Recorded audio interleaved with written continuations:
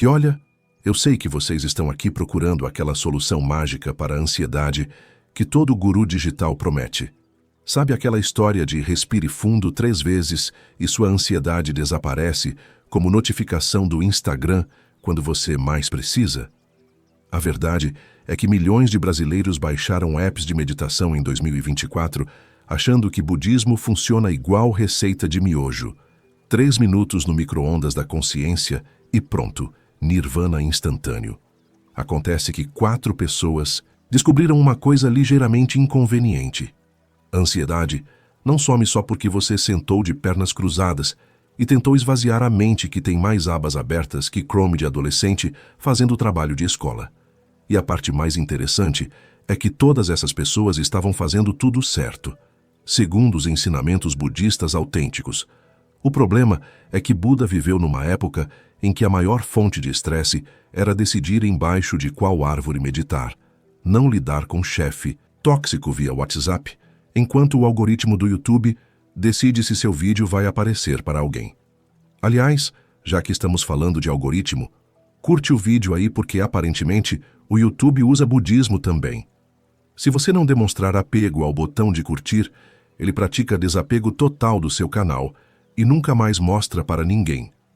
E se inscreve no canal porque, diferente da iluminação instantânea que todo coach promete, crescer no YouTube ainda funciona do jeito antigo. Uma pessoa de cada vez, descobrindo que existem histórias que funcionam melhor que chá de camomila para dormir. Então vamos conhecer essas 4 pessoas que tentaram aplicar sabedoria milenar em problemas que definitivamente não existiam quando os primeiros monges estavam inventando mindfulness, sem ter que competir com 1000 notificações por minuto pela atenção da própria mente. Doutora Carolina Presente nasceu em 1987 e se formou em psicologia com aquela convicção de que ia revolucionar a saúde mental brasileira. Acontece que em 2023 ela descobriu mindfulness e achou que tinha encontrado o santo graal da terapia moderna. A verdade é que Carolina começou a aplicar técnicas de atenção plena em todos os pacientes como se fosse tempero universal. Depressão? Mindfulness? Relacionamento tóxico?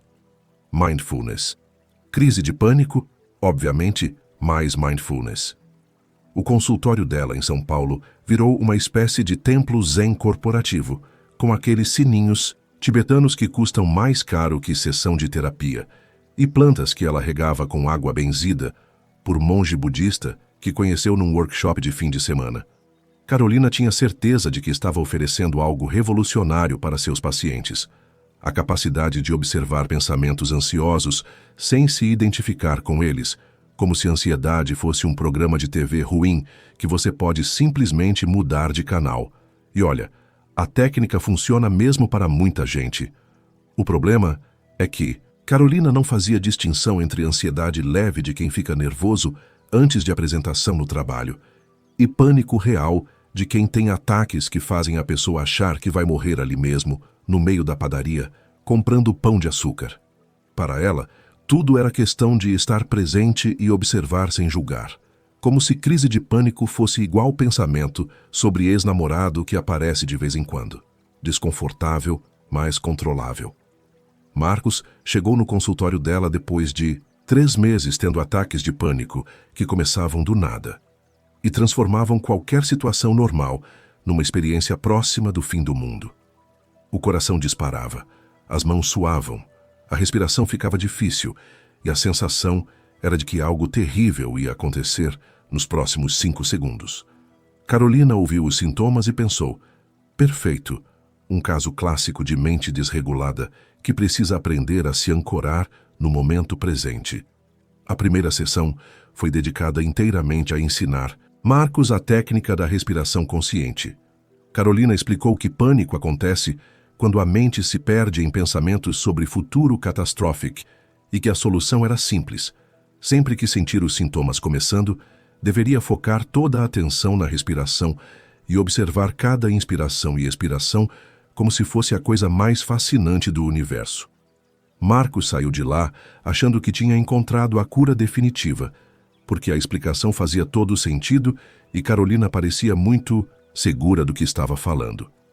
Na segunda sessão, Marcos relatou que tinha tentado aplicar a técnica durante um ataque no supermercado, mas que focar na respiração tinha piorado tudo, porque ele começou a reparar que estava respirando errado e entrou em pânico sobre estar entrando em pânico. Carolina explicou que isso era normal no começo e que ele precisava praticar mais, como se pânico fosse habilidade que melhora com repetição, igual andar de bicicleta ou fazer miojo sem queimar. A terceira sessão foi interessante, porque Marcos chegou contando que tinha pesquisado sobre ataques de pânico na internet e descoberto que existem medicamentos específicos e outras abordagens terapêuticas. Carolina fez questão de explicar que medicação era só um band-aid e que mindfulness oferecia cura real através da transformação da relação com os próprios pensamentos. Marcos saiu de lá meio confuso, mas decidiu confiar na abordagem dela, porque afinal, Carolina era a profissional formada, e ele era só um engenheiro tentando entender por que seu cérebro tinha decidido se rebelar contra supermercados. A quarta sessão aconteceu depois de Marcos ter o pior ataque da vida dele durante uma reunião de trabalho. Ele tentou aplicar a respiração consciente bem no meio da apresentação para clientes importantes, mas focar na respiração fez ele perceber que estava respirando muito rápido, o que aumentou a sensação de falta de ar, que fez ele se concentrar ainda mais na respiração, criando um ciclo vicioso que terminou com ele saindo correndo da sala em pânico total sobre estar tendo pânico na frente dos colegas. Carolina ouviu o relato e sugeriu que eles fizessem uma prática de mindfulness ali mesmo, na sessão, para ele aprender a aplicar a técnica corretamente. E acontece que no meio da meditação guiada, quando Carolina estava instruindo Marcos a observar cada sensação corporal sem julgamento, ele começou a sentir o coração acelerar. Carolina continuou com a voz calma, dizendo para ele apenas observar, mas Marcos entrou num ataque de pânico completo ali mesmo, na poltrona do consultório, enquanto ouvia instruções para ficar presente e respirar conscientemente. Foi nesse momento que Carolina percebeu uma questão ligeiramente problemática na abordagem dela. Mindfulness é uma ferramenta incrível para ansiedade leve e prevenção, mas aplicar técnicas de atenção corporal em alguém que está com o sistema nervoso completamente desregulado é como pedir para a pessoa com enxaqueca prestar atenção nos detalhes da própria dor de cabeça. A técnica que deveria acalmar estava funcionando como um amplificador de sintomas. Depois desse episódio, Carolina começou a estudar mais sobre diferentes tipos de ansiedade e descobriu que crise de pânico precisa de abordagem específica, que pode incluir técnicas de distração, aterramento, medicação quando necessário e, principalmente, trabalho gradual para dessensibilizar o sistema nervoso. Mindfulness continua sendo uma ferramenta valiosa, mas para ser aplicada depois que a pessoa já tem algum controle sobre os ataques, não durante eles. O interessante é que Carolina não desistiu da abordagem mindfulness depois do episódio com Marcos. Na verdade, ela interpretou o que aconteceu como evidência de que ele precisava de ainda mais prática, como se pânico fosse músculo que precisa ser exercitado até ficar forte o suficiente para meditar. A verdade é que Carolina tinha investido tanto tempo e dinheiro em certificações de mindfulness que desistir da técnica seria como admitir que gastou o equivalente a um carro popular para aprender algo que não funciona na prática. Durante os 6 meses seguintes, Carolina aplicou mindfulness em praticamente todos os casos de ansiedade que chegaram no consultório. Amanda veio procurar ajuda para a ansiedade social que a impedia de falar em reuniões de trabalho. Carolina ensinou técnicas de corpo presente, prestar atenção nas sensações dos pés no chão, da respiração, do contato das mãos com a mesa. Amanda tentou aplicar durante uma apresentação importante e ficou tão focada em observar as próprias sensações corporais que esqueceu completamente o que ia falar e teve um branco total na frente dos colegas. Roberto chegou com ansiedade generalizada que fazia ele se preocupar obsessivamente com problemas que poderiam acontecer no futuro. Carolina explicou que a solução era simples. Sempre que a mente começasse a divagar para cenários catastróficos, ele deveria gentilmente trazê-la de volta para o momento presente, observando 5 coisas que podia ver, 4 que podia ouvir, 3 que podia tocar. Roberto tentou aplicar a técnica durante uma crise de ansiedade sobre possível demissão e descobriu que prestar atenção no ambiente ao redor fez ele reparar em todos os detalhes que confirmavam suas preocupações: colegas cochichando, chefe com cara séria, reunião marcada para o dia seguinte. Júlia procurou ajuda para ataques de pânico que aconteciam principalmente quando ela estava sozinha em casa à noite. Carolina ensinou a técnica da observação imparcial. Quando sentir os sintomas começando, deveria sentar em posição meditativa e observar cada sensação sem tentar mudá-las, como cientista estudando o fenômeno interessante. Júlia tentou aplicar durante um ataque e descobriu que observar cientificamente o coração disparado, a falta de ar e a sensação de morte iminente foi como colocar lupa em coisa que já estava assustadora demais para ser observada de perto. O problema é que Carolina interpretava cada fracasso como evidência de que os pacientes não estavam praticando corretamente, não como sinal de que a abordagem tinha limitações. Ela começou a sugerir retiros de mindfulness, apps de meditação, livros sobre budismo aplicado à ansiedade. O consultório dela virou uma espécie de centro de conversão ao mindfulness, onde qualquer resistência à técnica era interpretada como apego do ego que precisava ser dissolvido através de mais prática. A situação ficou mais interessante quando Carolina decidiu documentar os sucessos da abordagem dela, para escrever um artigo sobre mindfulness aplicado a transtornos de ansiedade. Ela revisou os casos dos últimos 6 meses e descobriu um padrão ligeiramente inconveniente. Dos 15 pacientes que tinham chegado com diferentes tipos de ansiedade, 12 relataram piora dos sintomas durante as primeiras semanas de aplicação das técnicas. 3 desistiram do tratamento. 2 procuraram psiquiatras por conta própria. 1 foi parar no pronto-socorro, achando que estava tendo infarto durante uma sessão de meditação em casa. Carolina começou a perceber que talvez existisse uma diferença entre ansiedade, que responde bem a técnicas de presença, e ansiedade, que precisa de abordagem mais específica.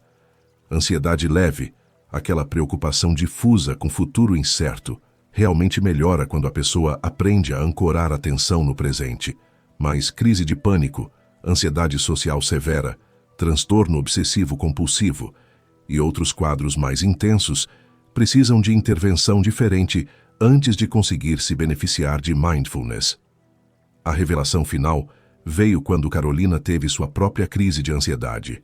Ela estava atravessando um divórcio complicado, problemas financeiros por causa dos pacientes que desistiram e pressão para mostrar resultados positivos com a abordagem mindfulness.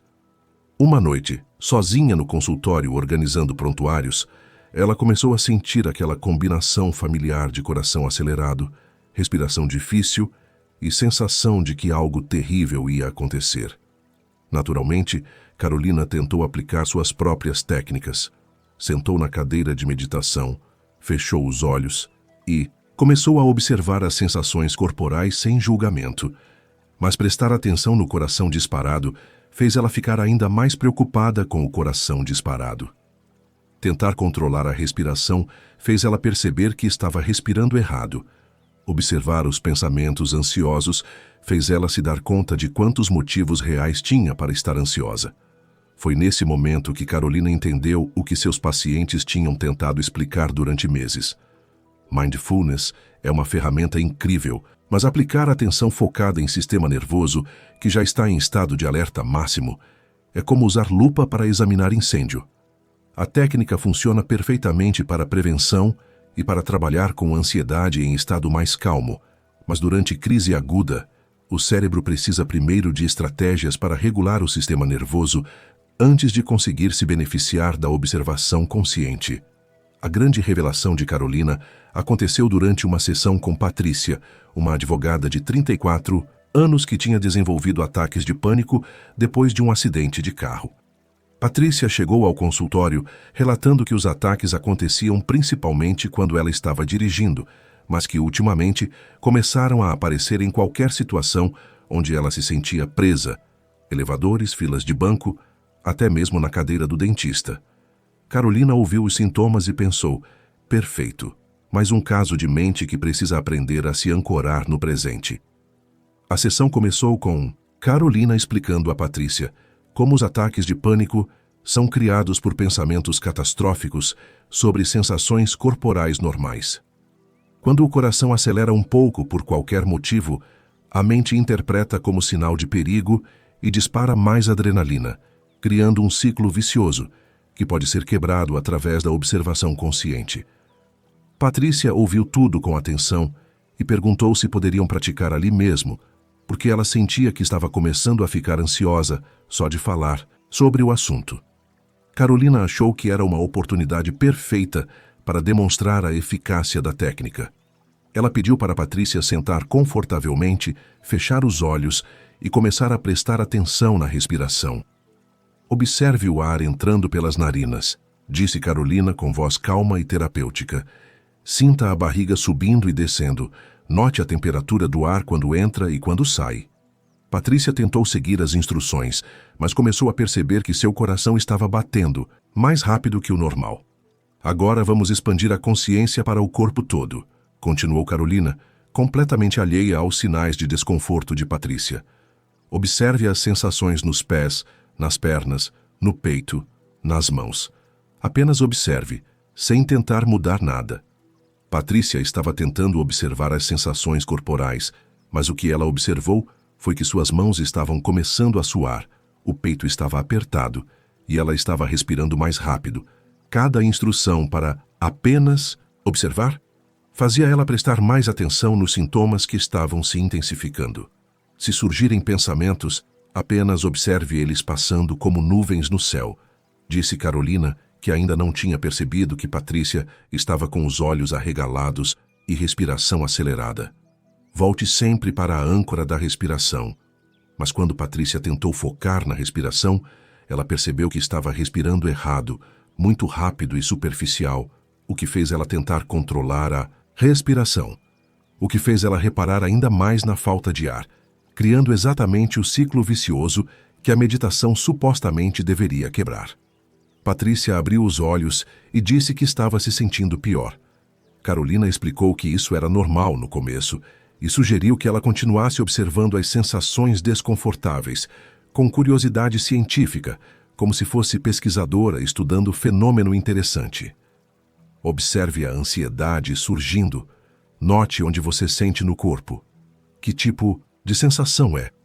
Patrícia tentou observar cientificamente, mas descobrir que a ansiedade estava crescendo em tempo real foi como pedir para ela assistir filme de terror sobre sua própria vida. A situação escalou quando Carolina sugeriu uma técnica avançada. Agora vamos fazer um body scan completo. Comece pelos dedos dos pés e vá subindo lentamente, observando cada parte do corpo com atenção total. Patrícia começou a seguir as instruções, mas prestar atenção minuciosa em cada parte do corpo fez ela perceber que estava tremendo ligeiramente, que o peito estava apertado, que a cabeça estava meio tonta. Cada nova sensação descoberta confirmava que algo estava muito errado. Foi quando Patrícia entrou em pânico total ali mesmo, na poltrona do consultório, seguindo instruções de meditação guiada. Ela começou a hiperventilar. Disse que sentia como se fosse desmaiar, que precisava sair dali imediatamente. Carolina tentou aplicar técnicas de calmaria. Respire fundo. Observe os pensamentos passando. Mas Patrícia estava num estado onde observar qualquer coisa interna só piorava a situação. Nesse momento, Carolina finalmente entendeu algo que mudou completamente a abordagem dela. Ela parou de tentar guiar Patrícia através de mais mindfulness e simplesmente começou a conversar sobre coisas externas, o tempo, o trânsito lá fora, os quadros na parede do consultório. Patrícia gradualmente conseguiu sair do estado de pânico quando sua atenção foi direcionada para fora ao invés de para dentro. Foi aí que Carolina percebeu que tinha passado meses fazendo o equivalente terapêutico de pedir para pessoas com vertigem olharem para baixo com mais atenção. A mente é tudo. O que você pensa, você se torna. Buda disse isso, mas Carolina descobriu que existe uma diferença entre mente calma, que pode escolher onde focar, e mente em pânico, que transforma qualquer foco interno em combustível para mais ansiedade. O provérbio continua sendo verdadeiro, mas precisa ser aplicado quando a pessoa já tem algum controle sobre o que está pensando, não durante tempestade neurológica. Depois desse episódio, Carolina revolucionou a abordagem dela. Mindfulness continuou sendo ferramenta central no trabalho com ansiedade, mas ela aprendeu que existe uma sequência lógica. Primeiro, estabilizar o sistema nervoso através de técnicas de regulação, depois, gradualmente introduzir práticas de observação consciente, quando a pessoa já consegue tolerar prestar atenção nas sensações internas sem entrar em pânico. Respirar conscientemente funciona perfeitamente para prevenir ansiedade e para trabalhar com ela em estado leve, mas durante crise aguda, o cérebro precisa primeiro de distração, aterramento e às vezes medicação antes de conseguir se beneficiar da sabedoria milenar sobre observar a própria mente. A descoberta de Carolina sobre mindfulness e pânico se espalhou pelos grupos de terapeutas de São Paulo mais rápido que teoria conspiratória em grupo de WhatsApp da família. Mas enquanto ela estava aprendendo que nem toda ansiedade responde bem a técnicas de observação interna, do outro lado da cidade, um influencer estava descobrindo que vender paz interior para 50 mil seguidores, enquanto tem ataques de pânico, off-câmera, cria um tipo muito específico de pressão existencial que Buda definitivamente não incluiu nos ensinamentos sobre autenticidade espiritual. Felipe Zen, que na verdade se chama Felipe Santos e nasceu em 1993 na zona norte de São Paulo, começou sua jornada espiritual da forma mais moderna possível. Depois de uma crise existencial aos 28 anos, ele descobriu o budismo através de um vídeo no YouTube que prometia como meditar em 5 minutos e transformar sua vida. Felipe assistiu o vídeo, meditou uma vez, sentiu-se ligeiramente mais calmo e pensou: se funcionou comigo, posso ensinar para outras pessoas e ainda monetizar essa sabedoria milenar. O apartamento de Felipe virou um estúdio de produção espiritual. Ele investiu em iluminação profissional para destacar a aura de serenidade, comprou plantas que nunca regava, mas que ficavam lindas no fundo dos vídeos, e criou um altar com estátuas de Buda que comprou na 25 de março por preço que definitivamente não refletia valores budistas sobre desapego material. Felipe começou postando vídeos sobre meditação, matinal para a ansiedade, e como encontrar paz interior em tempos difíceis, sempre com aquela voz pausada e serena que ele tinha copiado de outros gurus digitais. A verdade é que Felipe realmente acreditava no que estava ensinando. Ele tinha lido 3 livros sobre budismo, assistido dezenas de palestras online e até participado de um retiro de fim de semana onde aprendeu técnicas básicas de meditação. O problema é que Felipe confundiu conhecimento intelectual sobre ensinamentos budistas com experiência real de aplicá-los na própria vida, como pessoa que assiste tutorial no YouTube sobre como tocar violão e acha que já pode dar aulas de música. Os vídeos de Felipe começaram a viralizar porque ele tinha um talento natural para transformar conceitos budistas complexos em frases motivacionais fáceis de digerir. Sua ansiedade é só sua mente criando histórias sobre um futuro que não existe, ele dizia para a câmera com convicção total. Pratique a respiração consciente e observe como seus pensamentos ansiosos simplesmente desaparecem. Os comentários eram sempre positivos. Nossa, você mudou minha vida. Finalmente alguém que explica budismo de forma simples. Você é um anjo enviado para nos ajudar. Felipe começou a fazer lives diárias de meditação guiada, onde milhares de pessoas se conectavam para meditar junto com ele. Ele conduzia sessões de 20 minutos com aquela voz calma e instruções sobre como deixar os pensamentos passarem como nuvens no céu. Durante as lives, Felipe parecia a própria encarnação da serenidade budista. Postura ereta, respiração controlada, sorriso sereno que sugeria total domínio sobre a própria mente. Os seguidores comentavam coisas como: que energia incrível, consigo sentir sua paz através da tela. O sucesso trouxe oportunidades interessantes. Felipe começou a receber convites para palestras sobre mindfulness em empresas, propostas de parceria com apps de meditação, e até uma editora interessada em publicar um livro sobre budismo digital para a geração ansiosa. Ele criou um curso online de 21 dias, prometendo ensinar as pessoas a eliminar a ansiedade através de práticas budistas autênticas. Em 6 meses, Felipe tinha 50 mil seguidores e estava ganhando mais dinheiro ensinando budismo do que havia ganhado nos últimos 2 anos trabalhando como designer gráfico. Mas acontece que monetizar ensinamentos espirituais cria uma pressão muito específica que os monges tibetanos definitivamente não enfrentavam quando desenvolveram essas técnicas.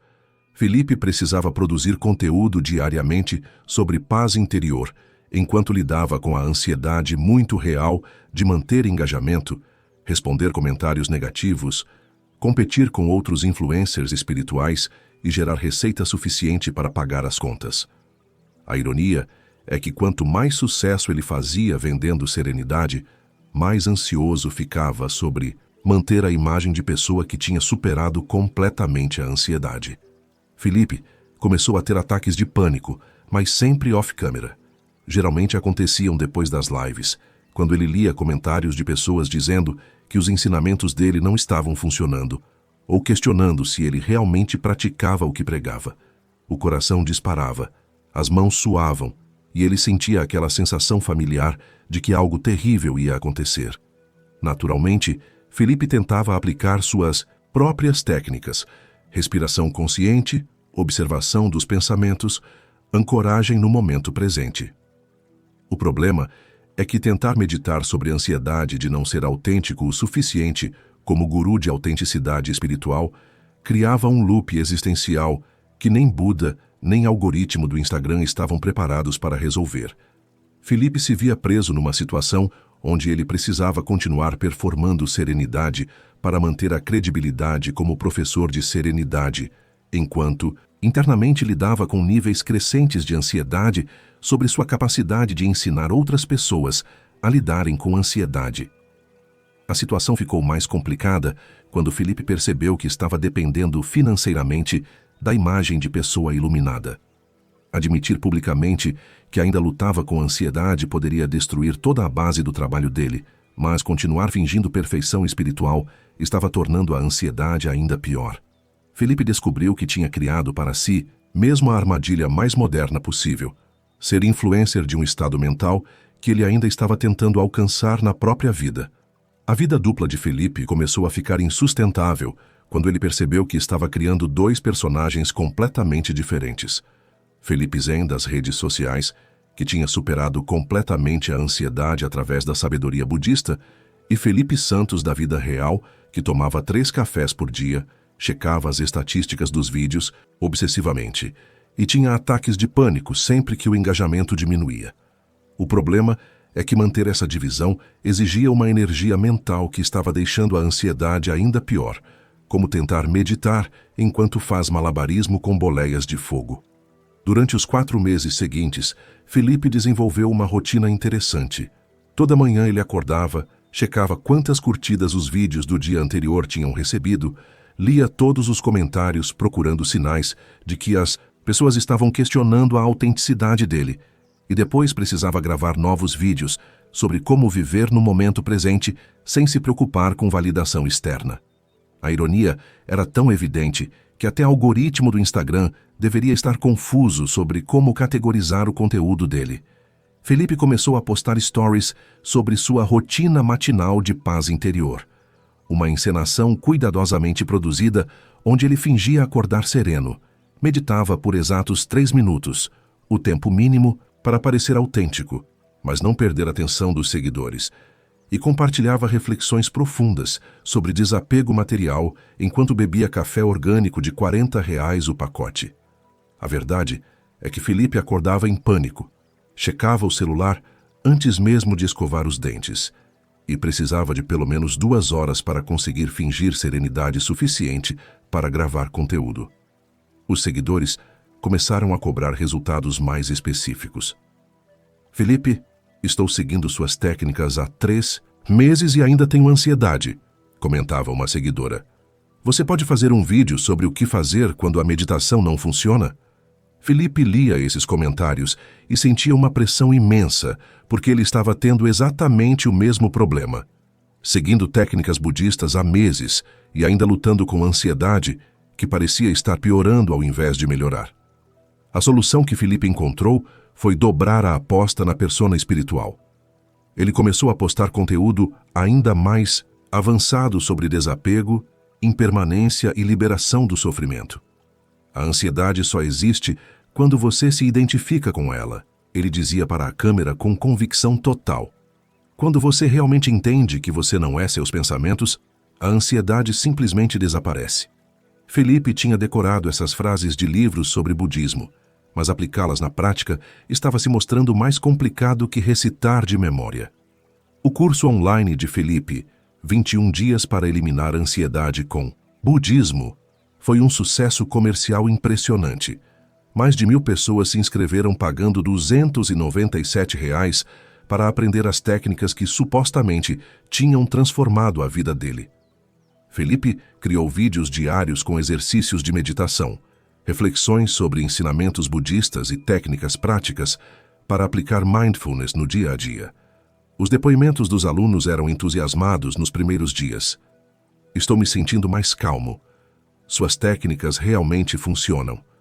Você é um verdadeiro mestre. Mas conforme o curso avançava, Felipe começou a receber mensagens mais questionadoras. Felipe, a ansiedade voltou depois da primeira semana, escrevia um aluno. As técnicas funcionam por algumas horas, mas depois tudo volta igual. Felipe respondia com mais ensinamentos sobre perseverança na prática, sobre como a mente resistia à transformação, sobre a importância de não desistir nos primeiros obstáculos. Internamente, ele estava tendo exatamente as mesmas dificuldades que os alunos relatavam. A situação atingiu o ponto crítico quando Felipe decidiu fazer uma live especial sobre como manter serenidade em situações estressantes. Ele tinha programado a transmissão para as 20 horas de uma quinta-feira, mas durante o dia inteiro ficou ansioso sobre o que falar. Se conseguiria manter a persona de pessoa iluminada, se os seguidores perceberiam que ele estava fingindo. Às 19h45, Felipe estava tendo um ataque de pânico no banheiro do apartamento. Felipe tentou aplicar suas próprias técnicas: respiração consciente, observação dos pensamentos, ancoragem no presente. Mas tentar meditar sobre ansiedade de fingir serenidade para ensinar outras pessoas a serem serenas criava um paradoxo mental que nem monge tibetano, nem algoritmo do Instagram estavam preparados para resolver. Quanto mais ele tentava se acalmar usando técnicas budistas, mais ansioso ficava sobre sua capacidade de ensinar budismo autenticamente. Às 20 horas em ponto, Felipe entrou na live com 3.000 pessoas esperando ensinamentos sobre serenidade. Ele começou com a voz pausada habitual. Boa noite, queridos seguidores. Hoje vamos falar sobre como manter a paz interior mesmo nas situações mais desafiadoras. Mas no meio da frase, Felipe percebeu que estava tremendo ligeiramente, que sua voz não soava tão calma quanto o usual, que provavelmente os seguidores mais atentos iriam notar a diferença. A ansiedade sobre ser descoberto fingindo serenidade enquanto ensinava serenidade fez Felipe entrar numa espiral mental onde cada palavra que ele falava soava falsa para ele mesmo. Os comentários da live estavam normais. Obrigada pelos ensinamentos. Você sempre me acalma. Mas Felipe conseguia ver apenas críticas imaginárias e sinais de desconfiança.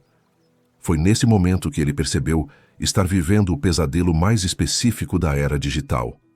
Ter ansiedade ao vivo para milhares de pessoas enquanto supostamente ensina como eliminar a ansiedade. O momento da verdade chegou 15 minutos depois do início da live, como manter serenidade em situações estressantes. Felipe estava tentando explicar uma técnica budista sobre observar pensamentos ansiosos sem se identificar com eles. Mas sua própria mente estava criando um comentário interno implacável sobre como ele estava fracassando em tempo real. Quando vocês sentirem ansiedade surgindo, dizia Felipe para a câmera, lembrem-se de que vocês não são a ansiedade. Vocês estão apenas observando ela passar. Enquanto isso, ele estava se identificando totalmente com sua própria ansiedade sobre estar fingindo competência espiritual. A ironia atingiu proporções cósmicas quando Felipe começou a ensinar especificamente sobre autenticidade espiritual. O budismo nos ensina que a verdade sempre prevalece, ele disse, tentando manter a voz serena enquanto sentia o coração disparar. Não, Podemos construir paz interior sobre bases falsas, porque a mente sempre sabe quando estamos sendo desonestos conosco mesmos. Cada palavra que saía da boca dele soava como acusação direta contra ele mesmo, como se o universo tivesse decidido usar sua própria live para dar uma lição sobre hipocrisia espiritual. Os comentários da live continuavam positivos. Obrigada por nos ajudar sempre. Suas palavras tocam minha alma. Mas Felipe conseguia ver apenas críticas imaginárias. Ele começou a suar. A voz ficou ligeiramente trêmula e alguns seguidores mais atentos começaram a notar. Felipe, você está bem? Parece meio diferente hoje, comentou uma seguidora. Felipe tentou responder mantendo a persona zen. Estou ótimo, querida. Apenas compartilhando energia de serenidade com vocês. Mas mentir sobre estar sereno enquanto ensinava sobre honestidade espiritual foi a gota d'água para seu sistema nervoso. Felipe começou a ter um ataque de pânico ao vivo para 3.000 pessoas, durante uma palestra sobre como eliminar pânico através do budismo. O coração disparou, as mãos começaram a tremer visivelmente, a respiração ficou acelerada. Felipe tentou aplicar suas próprias técnicas em tempo real. Vamos fazer juntos uma respiração consciente, ele disse, tentando usar os seguidores como âncora. Mas tentar conduzir exercício de calmaria enquanto estava em pânico total criou um contraste tão óbvio que até os comentários mais ingênuos começaram a perceber. Felipe, você está tendo ansiedade? Perguntou um seguidor. Isso é irônico, considerando o tema da live, comentou o outro. Felipe tentou explicar que estava demonstrando como lidar com ansiedade em tempo real, mas sua voz estava claramente alterada. As mãos tremiam e ele estava suando visivelmente. A persona de guru sereno estava desmoronando ao vivo, e Felipe percebeu que tinha chegado no momento onde ou ele assumia a verdade ou fingia. Desmaio para encerrar a transmissão com alguma dignidade. Foi nesse ponto crítico que algo interessante aconteceu. Felipe parou de tentar manter a imagem de pessoa iluminada e simplesmente falou a verdade. Gente, eu estou tendo um ataque de pânico aqui ao vivo. E vocês sabem o que é mais irônico?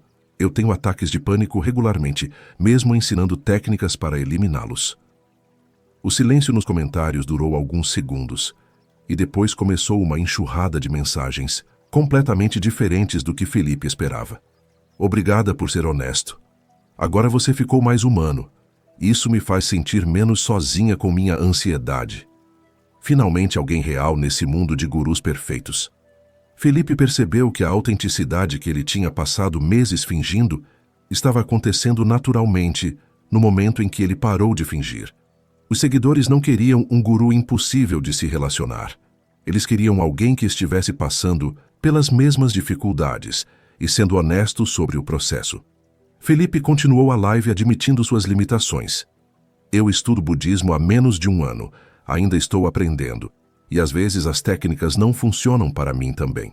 Ele explicou que tinha começado a ensinar budismo antes de dominar completamente os ensinamentos, que sentia pressão enorme para manter imagem de pessoa que tinha superado todos os problemas, e que essa pressão estava tornando sua ansiedade muito pior.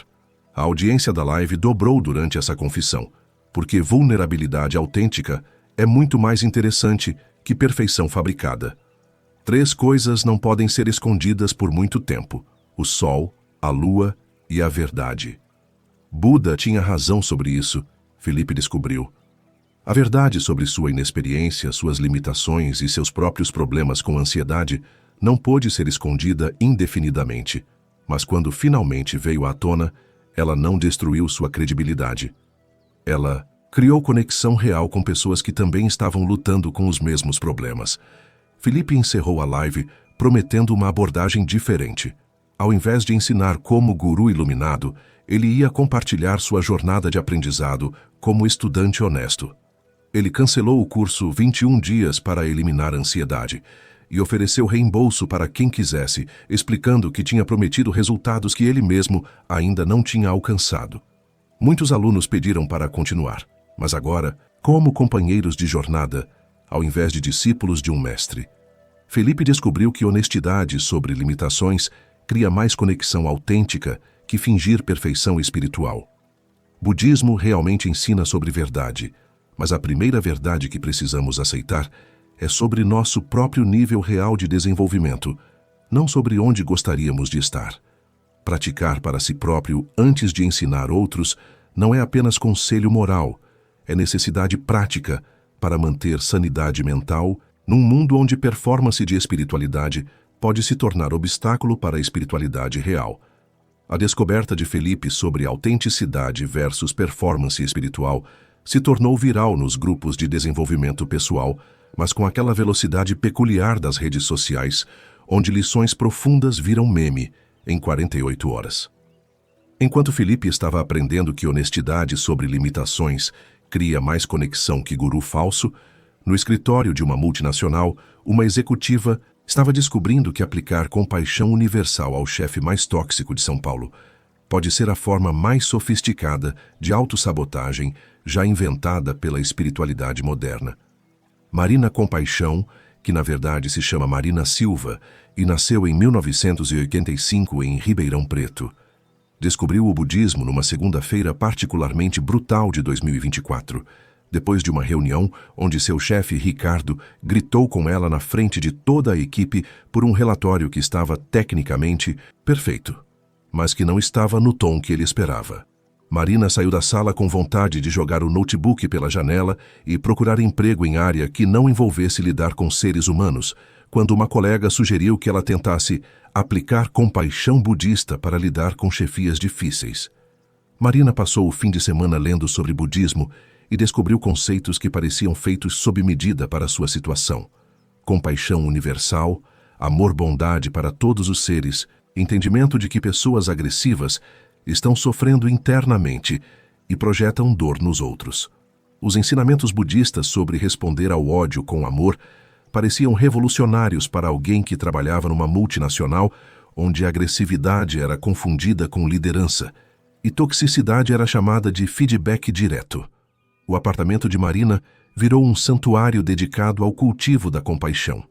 Ela colocou imagens de Buda no escritório doméstico, baixou aplicativos de meditação focados em amor-bondade e começou cada manhã fazendo práticas de envio de pensamentos positivos para todas as pessoas, especialmente aquelas que a tinham magoado. Marina estava convencida de que tinha encontrado a solução definitiva para o ambiente tóxico do trabalho. Ao invés de reagir com raiva ou procurar outro emprego, ela ia transformar a situação através do poder da compaixão ilimitada.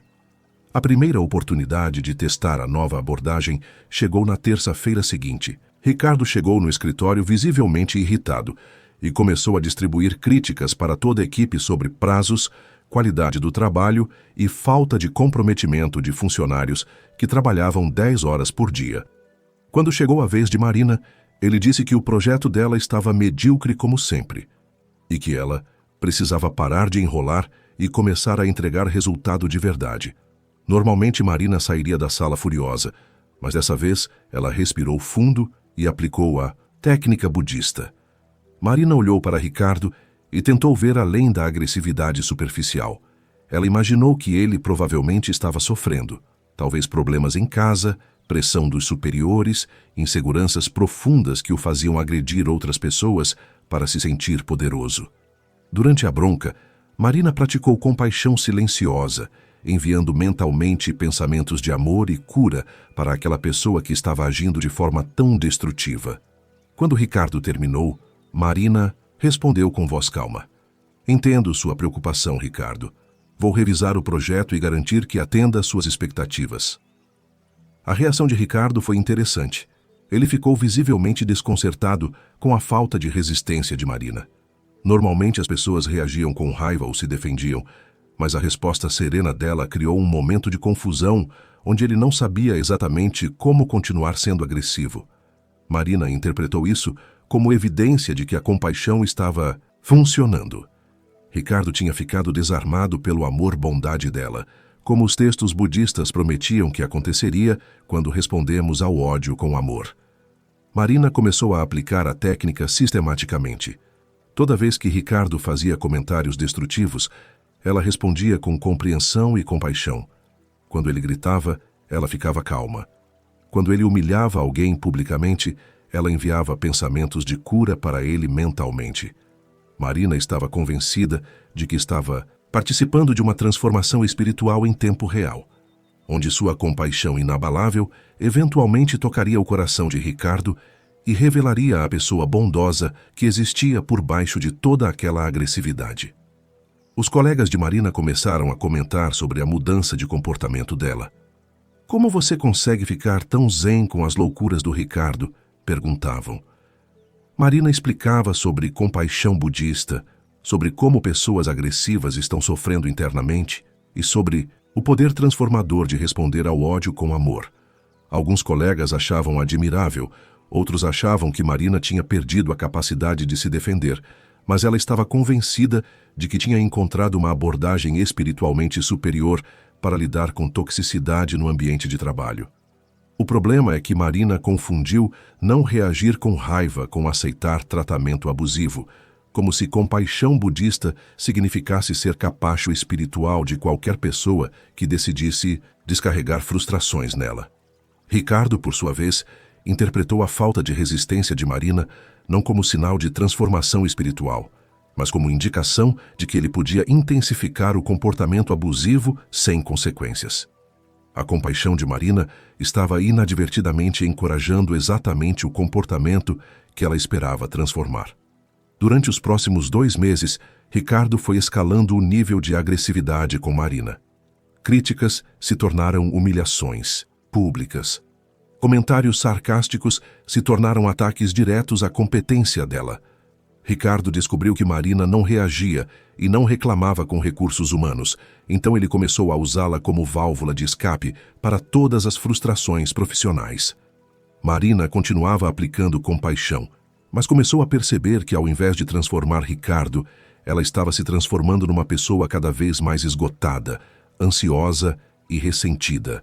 Ainda que tentasse disfarçar esses sentimentos como testes espirituais que precisava superar através de mais amor-bondade. A situação de Marina entrou numa fase que pode ser descrita como compaixão extrema encontra chefe psicopata, onde ela começou a interpretar cada escalada de abuso como oportunidade espiritual para praticar amor incondicional. Ricardo descobriu que tinha em Marina a funcionária perfeita para descarregar qualquer frustração sem enfrentar resistência, porque ela transformava cada humilhação em exercício de crescimento espiritual, como se trabalhar numa multinacional tivesse virado um ashram especializado em tolerância ao sofrimento desnecessário. Durante os 8 meses seguintes, Marina desenvolveu uma capacidade impressionante de racionalizar situações inaceitáveis como testes do universo para sua evolução espiritual. Quando Ricardo começou a dar broncas particulares que duravam 1 hora inteira, onde ele gritava sobre incompetência imaginária, enquanto Marina ficava em silêncio praticando respiração consciente, ela interpretou como oportunidade para desenvolver paciência infinita. Quando ele começou a criticá-la na frente de clientes importantes, ela viu como chance de praticar humildade e desapego do ego. O mais interessante é que Marina criou todo um sistema filosófico para justificar a situação. Ricardo está me ensinando sobre compaixão na prática, ela explicava para os colegas, que sugeriam que ela procurasse outro emprego, ou pelo menos conversasse com recursos humanos. Pessoas assim aparecem na nossa vida para nos mostrar áreas onde ainda precisamos crescer espiritualmente. Marina tinha transformado seu chefe tóxico num guru inconsciente, como se Ricardo fosse um mestre zen disfarçado, testando os limites da paciência dela, através de métodos pedagogicamente questionáveis. A família de Marina começou a se preocupar quando ela passou a chegar em casa esgotada todas as noites. Mas, ainda assim, defendia Ricardo sempre que alguém sugeria que o comportamento dele era inaceitável. "Vocês não entendem", Marina dizia. "Ele está sofrendo muito internamente. Pessoas que agridem outras estão pedindo ajuda da única forma que sabem." Era como se Marina tivesse se tornado terapeuta não remunerada de alguém que a usava como saco de pancadas emocional, mas ela interpretava isso como serviço espiritual ao universo. Ricardo, percebendo que Marina não oferecia resistência alguma, começou a intensificar comportamentos que normalmente resultariam em processo trabalhista, ou pelo menos em reclamação formal.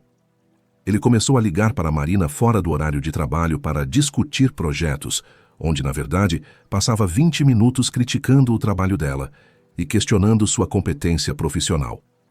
Marina atendia sempre, praticava compaixão durante toda a ligação e depois meditava para enviar energia de cura para Ricardo, como se fosse responsabilidade dela transformar um adulto de 45 anos que escolhia ser abusivo. A situação atingiu proporções absurdas quando Ricardo começou a inventar erros no trabalho de Marina para ter motivo de fazer reuniões de feedback, que eram basicamente sessões de humilhação disfarçadas, de desenvolvimento profissional. Marina chegava nessas reuniões preparada espiritualmente, havia meditado, praticado amor-bondade, visualizado luz dourada envolvendo Ricardo. Durante as sessões, enquanto ele gritava sobre problemas inexistentes, Marina mentalmente enviava perdão e compaixão, como se estivesse participando de um ritual budista muito específico, onde o mestre testa o discípulo através de abuso psicológico sistemático. Os colegas de Marina começaram a evitá-la, não por maldade, mas porque a serenidade forçada dela em situações inaceitáveis estava criando um desconforto coletivo no escritório.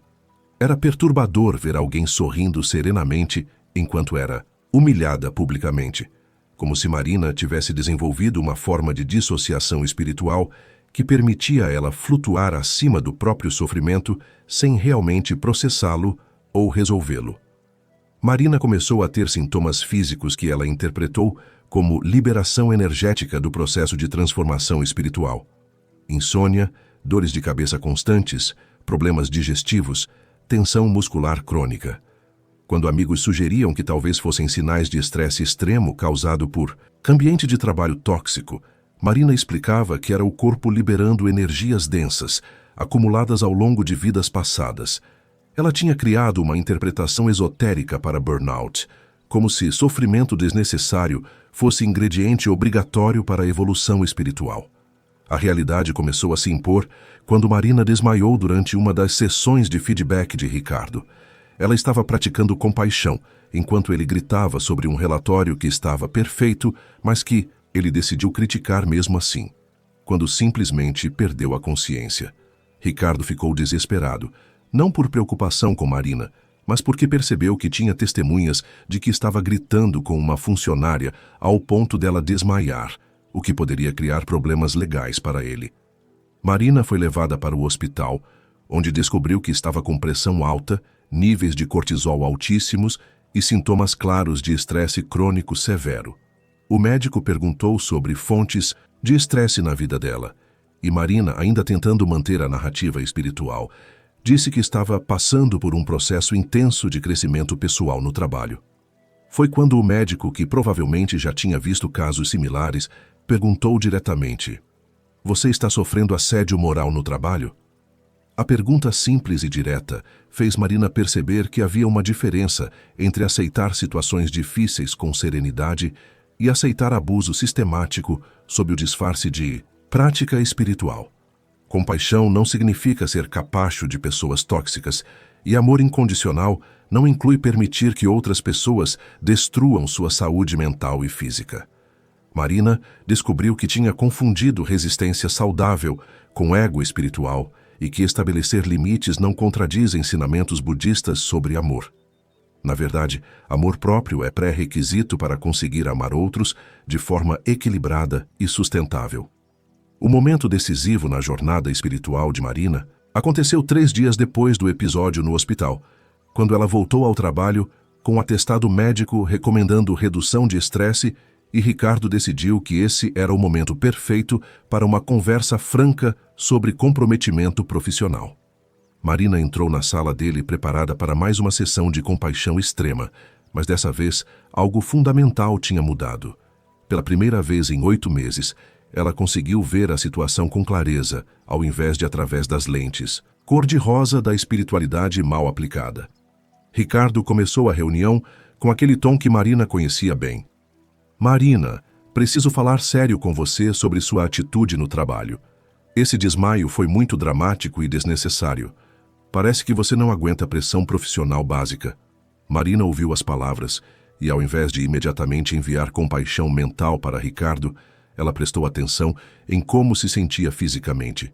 Coração acelerado, músculos tensos, vontade de sair correndo. Pela primeira vez, ela reconheceu esses sintomas como sinais válidos de que algo estava errado, não como testes espirituais a serem superados através de mais tolerância. Eu conversei com recursos humanos, continuou Ricardo, e eles concordam que funcionários que não conseguem lidar com feedback direto talvez não sejam adequados para a nossa cultura empresarial. Marina percebeu que ele estava ameaçando demiti-la por ter desmaiado durante uma sessão onde ele gritava com ela sobre problemas inexistentes. Normalmente, ela interpretaria isso como oportunidade para praticar desapego e aceitar a vontade do universo. Mas dessa vez, ela simplesmente pensou: isso não está certo, independente de qualquer filosofia espiritual.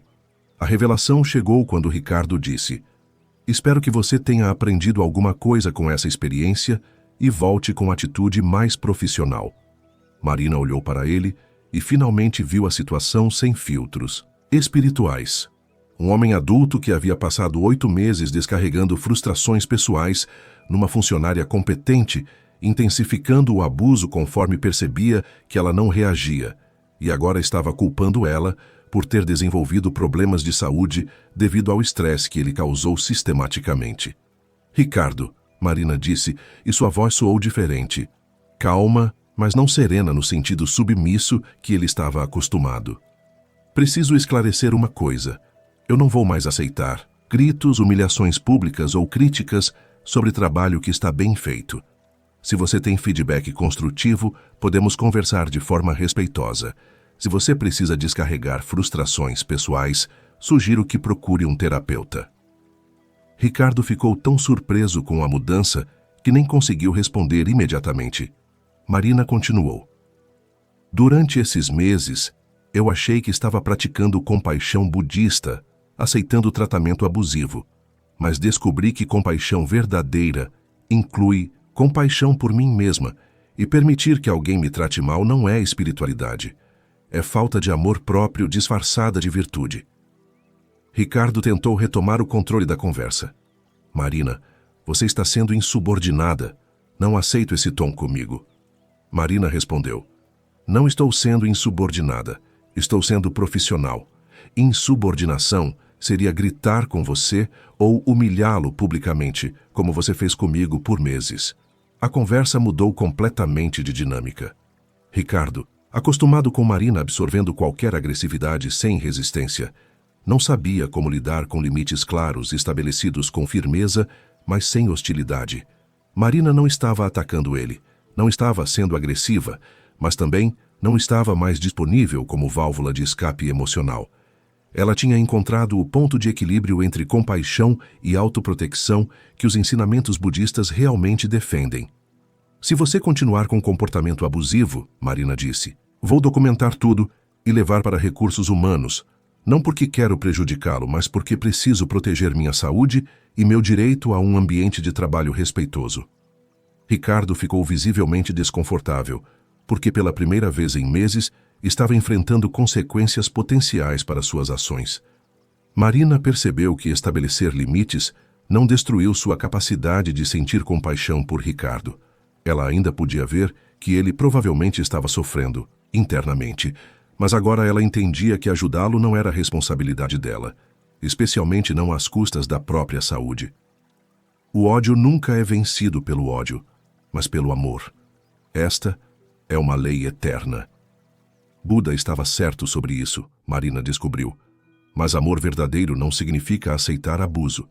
O amor que vence o ódio inclui amor próprio suficiente para não permitir que outras pessoas projetem suas dores em você sistematicamente. Responder ao ódio com amor não significa ser passivo diante de comportamento destrutivo. Significa estabelecer limites com firmeza, mas sem vingança, proteger-se sem atacar e escolher não perpetuar ciclos de agressividade sem se tornar vítima voluntária. A transformação de Marina não aconteceu porque ela parou de praticar compaixão, mas porque finalmente entendeu que compaixão equilibrada inclui todas as pessoas envolvidas na situação, inclusive ela mesma. Ricardo continuou sendo uma pessoa difícil, mas nunca mais. conseguiu usar Marina como depósito para suas frustrações, porque ela havia aprendido a diferença entre aceitar situações difíceis com serenidade e aceitar tratamento inaceitável sob disfarce de crescimento espiritual. 3 meses depois, Ricardo foi transferido para outro departamento, após várias reclamações documentadas de funcionários que seguiram o exemplo de Marina, estabelecendo limites profissionais. Marina permaneceu na empresa, mas agora com uma compreensão muito mais madura sobre como aplicar ensinamentos budistas no ambiente corporativo. Com sabedoria prática, que protege o bem-estar de todos, não com o idealismo que transforma a espiritualidade em justificativa para aceitar situações prejudiciais. A descoberta de Marina sobre compaixão com limites se espalhou pelo LinkedIn corporativo com aquela velocidade característica de conteúdo que ensina as pessoas a não serem capachos espirituais dos próprios chefes. Mas, enquanto Marina estava aprendendo que amor próprio é pré-requisito para amar outros equilibradamente, numa universidade de São Paulo, um estudante de filosofia estava descobrindo que aplicar desapego total aos estudos pode ser a interpretação mais criativa dos ensinamentos budistas sobre não se apegar aos resultados, especialmente quando os pais estão pagando mensalidade e esperando diploma no final. Lucas Liberdade, nome verdadeiro.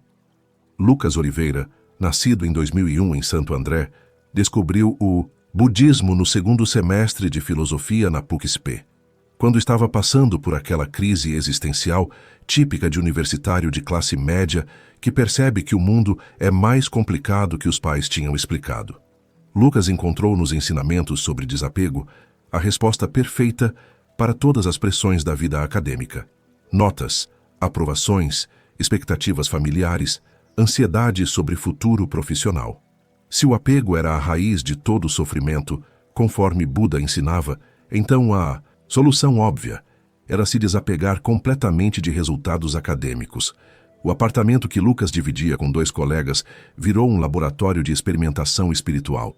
Ele pendurou cartazes com frases budistas sobre impermanência, montou um altar improvisado com incensos que deixavam os vizinhos achando que alguém estava fumando algo suspeito, e começou cada dia meditando sobre a natureza ilusória de conquistas materiais. Lucas estava convencido de que tinha descoberto uma abordagem revolucionária para a educação superior: estudar sem se importar com resultados, fazer provas sem ansiedade sobre aprovação e viver a experiência universitária com total liberdade espiritual.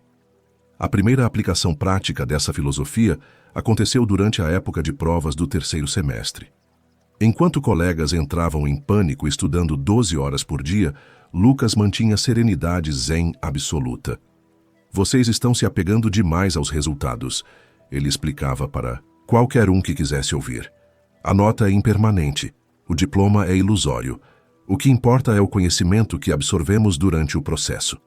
Lucas estudava quando sentia vontade, fazia as provas sem estresse e aguardava os resultados com desapego total, como se fosse monge observando folhas caindo de árvore no outono.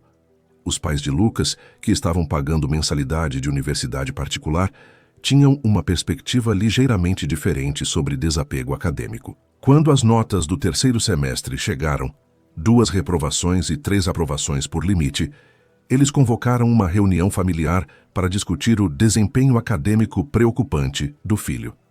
Lucas explicou pacientemente sobre ensinamentos budistas, sobre como apego a notas criava sofrimento desnecessário e sobre a importância de valorizar aprendizado ao invés de validação externa através de sistema de avaliação artificial. Lucas, disse o pai, eu entendo sua filosofia, mas estamos pagando R$ 2.500 por mês para você ter essa experiência espiritual. Se você quer praticar desapego, pode fazer isso depois de se formar. Lucas respondeu que essa atitude demonstrava exatamente o tipo de apego material que os ensinamentos budistas alertavam contra. Vocês estão se identificando com dinheiro gasto e expectativas sobre futuro incerto, ele explicou. Budismo ensina que felicidade não vem de conquistas externas, mas de paz interior desenvolvida, através de aceitação do momento presente. A mãe tentou uma abordagem diferente. Filho, nós apoiamos sua jornada espiritual, mas você precisa, pelo menos, passar nas matérias para continuar na faculdade. Lucas explicou que estar precisando de alguma coisa já demonstrava apego que gerava sofrimento. Se eu passar, ótimo. Se reprovar, também ótimo. O universo sabe o que é melhor para minha evolução espiritual. Os pais saíram da conversa com aquela sensação específica de quem acabou de descobrir que filosofia oriental aplicada por adolescente rebelde pode ser mais cara que terapia familiar. Lucas continuou aplicando o desapego total durante o 4º semestre. Ele assistia às aulas quando sentia inspiração, fazia trabalhos se o tema despertasse interesse genuíno, e tratava prazos como sugestões flexíveis do universo acadêmico. Quando professores cobravam presença ou entrega pontual de projetos, Lucas explicava sobre impermanência e sobre como cronogramas rígidos contradiziam o fluxo natural da existência. Alguns professores achavam refrescante ter um aluno que questionava estruturas educacionais. Outros achavam que Lucas estava confundindo filosofia oriental com irresponsabilidade disfarçada de espiritualidade. A situação ficou interessante quando Lucas se apaixonou por Maria, uma colega de curso que levava os estudos muito a sério. Maria admirava a serenidade filosófica de Lucas, mas começou a questionar a aplicação prática dos ensinamentos dele quando ele faltou no encontro marcado, porque surgiu uma oportunidade espontânea de meditação no parque. Lucas explicou que relacionamentos baseados em expectativas e compromissos rígidos criavam sofrimento para ambas as partes. Maria respondeu que relacionamentos baseados em confiabilidade e consideração mútua criavam conexão genuína entre pessoas que se importam uma com a outra. O semestre seguinte trouxe desafios mais específicos. Lucas estava cursando ética aplicada, matéria que exigia participação ativa em discussões sobre responsabilidade moral e consequências das nossas escolhas. O professor propôs um debate sobre quando o desapego se torna negligência, e Lucas defendeu que qualquer ação motivada por medo de consequências era espiritualmente inferior à ação motivada por aceitação total dos resultados. Uma colega perguntou: mas e se suas escolhas afetam outras pessoas? Seus pais, por exemplo, que estão investindo na sua educação? Lucas respondeu que cada pessoa era responsável por gerenciar suas próprias expectativas e que ele não podia viver sua vida tentando satisfazer projeções que outros faziam sobre seu futuro. O professor fez uma pergunta que ficou ecoando na mente de Lucas. Existe diferença entre desapego sábio, que age responsavelmente sem ansiedade sobre resultados, e desapego irresponsável, que usa a filosofia espiritual para evitar consequências das próprias escolhas.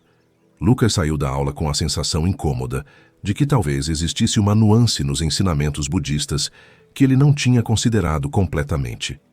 A pergunta do professor sobre desapego responsável versus irresponsável plantou uma semente de dúvida na mente de Lucas, mas ele conseguiu transformar até essa dúvida em oportunidade de prática espiritual. Questionar ensinamentos budistas é apego intelectual, ele decidiu. Verdadeiro desapego significa aceitar incertezas sem tentar resolvê-las através do pensamento. Lucas havia desenvolvido uma capacidade impressionante de usar filosofia budista para justificar qualquer situação, como se os ensinamentos do Buda fossem um manual de instruções infinitamente flexível para evitar responsabilidades inconvenientes. Durante o 5º semestre, Lucas elevou o desapego acadêmico a níveis que nem monges tibetanos tentariam em mosteiros isolados do Himalaia. Ele parou de verificar notas online porque conhecimento sobre resultados criava apego aos resultados. Parou de anotar datas de provas porque cronogramas artificiais contradiziam o fluxo natural do aprendizado. Parou de fazer trabalhos em grupo porque dinâmicas colaborativas forçadas geravam tensão desnecessária. Lucas estava praticando uma versão tão pura de desapego que tinha se desapegado até da própria experiência universitária. Os colegas de Lucas começaram a ter reações interessantes à filosofia radical dele. Alguns admiravam a serenidade com que ele lidava com pressões acadêmicas, outros ficavam irritados quando ele não aparecia para apresentações em grupo ou entregava trabalhos individuais escritos em estado de fluxo criativo, que ignorava completamente os critérios de avaliação especificados pelos professores. Lucas interpretava tanto a admiração quanto a irritação como evidência de que estava no caminho certo. Pessoas apegadas a sistemas artificiais sempre reagem com intensidade emocional quando encontram alguém verdadeiramente livre. A situação com Maria se complicou quando ela tentou incluir Lucas nos planos dela para intercâmbio no 6º semestre.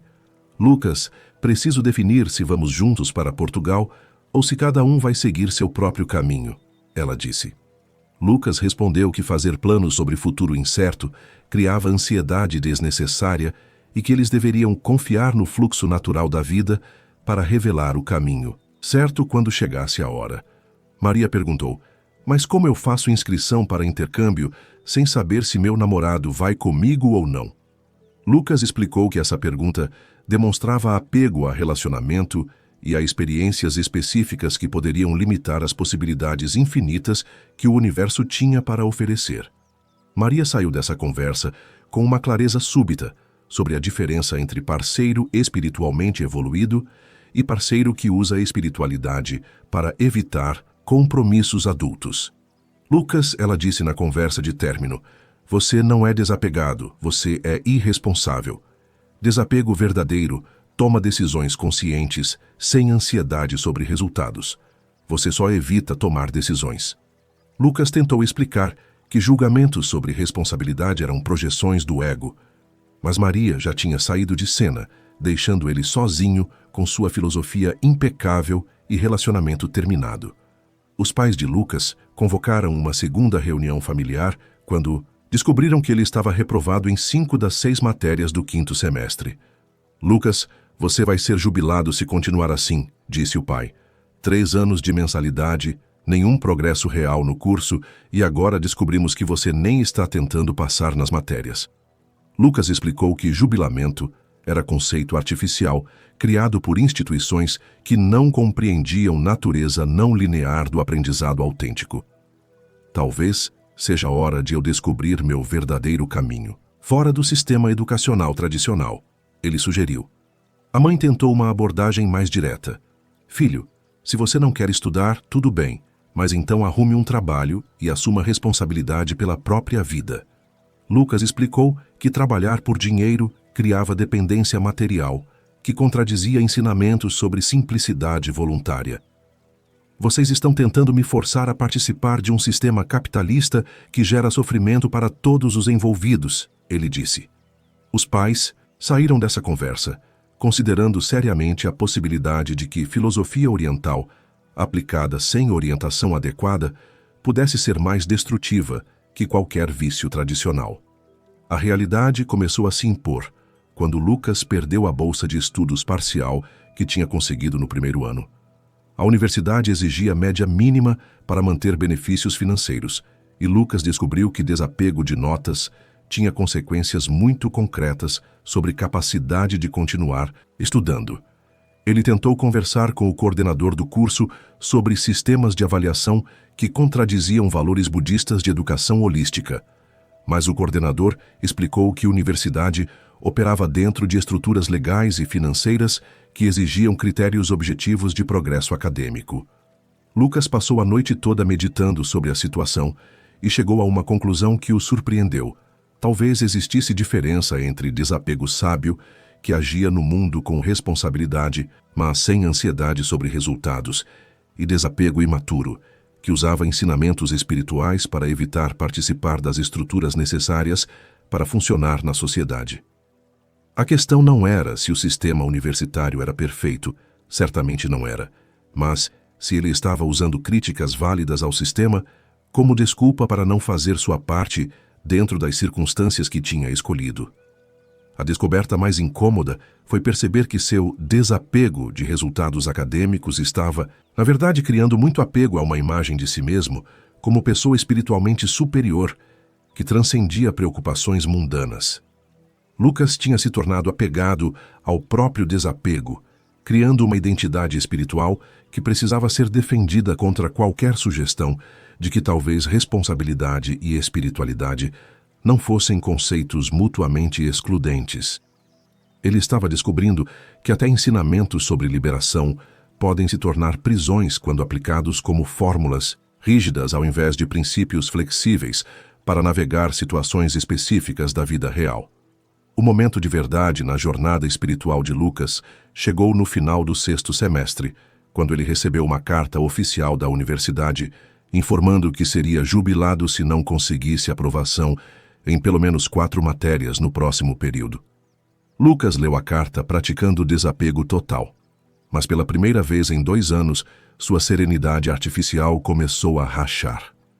Ele percebeu que tinha chegado no ponto onde filosofia espiritual encontrava consequências concretas, que nem meditação, nem interpretações criativas dos ensinamentos budistas conseguiam reverter. A conversa final com os pais aconteceu numa terça-feira chuvosa, no apartamento da família, com aquela tensão específica de reunião, onde todos sabem que decisões irreversíveis precisam ser tomadas. Lucas, disse o pai, você tem 2 opções. Ou se compromete seriamente com os estudos e passa nas matérias necessárias, ou para de estudar e assume total responsabilidade financeira pela própria vida. Não vamos mais financiar esse experimento espiritual que está custando R$30 mil por ano sem nenhum resultado prático. Lucas tentou uma última vez explicar sobre valores materialistas versus evolução espiritual. Mas dessa vez, os pais não entraram na discussão filosófica. Filho, disse a mãe, nós respeitamos sua jornada espiritual, mas respeito inclui permitir que você enfrente as consequências das próprias escolhas. Se você acredita realmente que desapego total é o caminho certo, prove vivendo de forma independente. Lucas percebeu que tinha chegado no momento onde teoria encontrava teste definitivo. Será que ele realmente acreditava tanto no próprio desapego a ponto de aceitar todas as consequências práticas dessa filosofia? A semana seguinte foi interessante porque Lucas tentou aplicar desapego total à possibilidade de jubilamento e independência financeira completa. Ele meditou sobre impermanência da vida universitária, sobre natureza ilusória de diplomas, sobre oportunidades que o universo talvez estivesse oferecendo para ele explorar caminhos alternativos. Mas aconteceu algo inesperado. Quanto mais ele tentava se convencer de que não se importava com os resultados, mais ansioso ficava sobre o futuro incerto que o aguardava. Lucas descobriu que tinha desenvolvido uma dependência sutil, mas real do conforto financeiro e estrutural que rejeitava filosoficamente. Ele criticava materialismo enquanto morava em apartamento pago pelos pais. Falava sobre simplicidade voluntária enquanto usava cartão de crédito deles para comprar livros sobre budismo e pregava independência espiritual, enquanto dependia completamente do suporte familiar que permitia ele experimentar com desapego de responsabilidades práticas. A revelação chegou quando Lucas tentou imaginar concretamente como seria sua vida se fosse jubilado e precisasse se sustentar. Ele teria que encontrar trabalho, provavelmente algo que não exigisse diploma, já que não tinha terminado a faculdade. Teria que dividir apartamento com várias pessoas para conseguir pagar aluguel. Teria que gerenciar orçamento apertado, pagar contas em dia, tomar decisões práticas sobre dinheiro, tempo e prioridades. Ele percebeu que desapego de estruturas sociais convencionais só era possível porque outras pessoas assumiam responsabilidade por essas estruturas em nome dele. A segunda descoberta foi ainda mais incômoda. Lucas tinha se tornado completamente apegado à identidade de pessoa desapegada. Ele se definia como alguém espiritualmente superior, que havia transcendido preocupações mundanas, e essa identidade precisava ser defendida constantemente contra evidências de que talvez ele estivesse simplesmente evitando crescer. Admitir que precisava se esforçar academicamente, fazer concessões ao sistema universitário e assumir responsabilidades adultas significaria abandonar a imagem cuidadosamente construída de jovem iluminado que via através das ilusões que enganavam pessoas menos evoluídas. Lucas passou 3 dias numa crise existencial genuína, tentando descobrir se conseguia manter integridade espiritual enquanto participava de sistemas imperfeitos como universidade, mercado de trabalho e estruturas sociais convencionais. A resposta veio quando ele percebeu que estava fazendo a pergunta errada. A questão não era se esses sistemas eram perfeitos, certamente não eram, mas se ele podia contribuir para melhorá-los através de participação consciente ou se sua única opção era criticá-los de fora enquanto dependia deles indiretamente. Na segunda-feira seguinte, Lucas fez algo que não havia feito em 2 anos. Elaborou um cronograma realista de estudos, conversou com professores sobre possibilidades de recuperação e matriculou-se em todas as matérias necessárias para evitar jubilamento.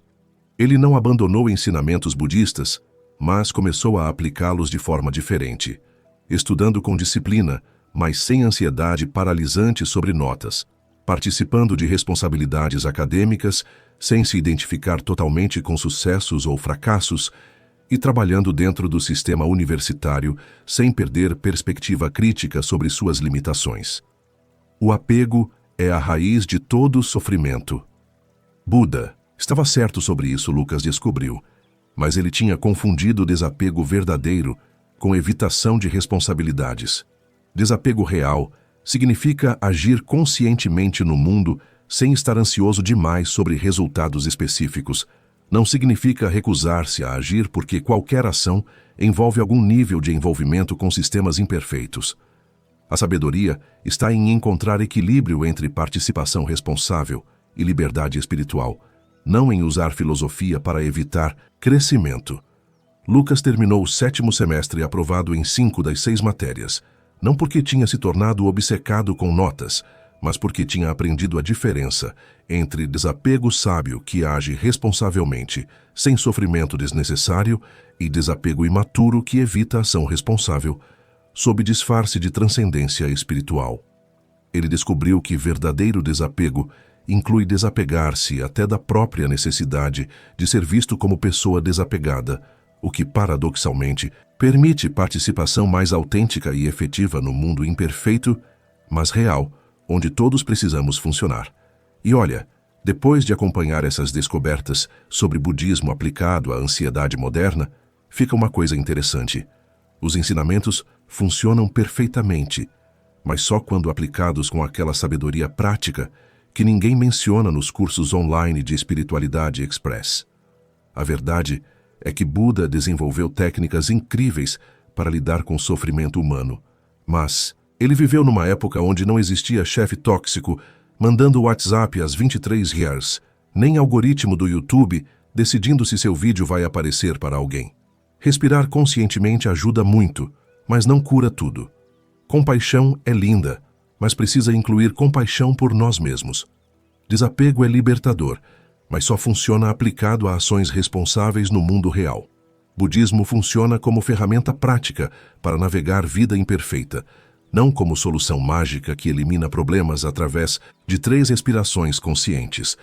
Se você conseguiu ouvir as 4 histórias inteiras até aqui, curte o vídeo porque isso ajuda o algoritmo a entender que existem pessoas dispostas a ouvir conteúdo que dura mais que stories do Instagram. Se inscreve no canal se você gosta de histórias que exploram como sabedoria antiga funciona na vida moderna brasileira, sem romantizar nem complicar demais.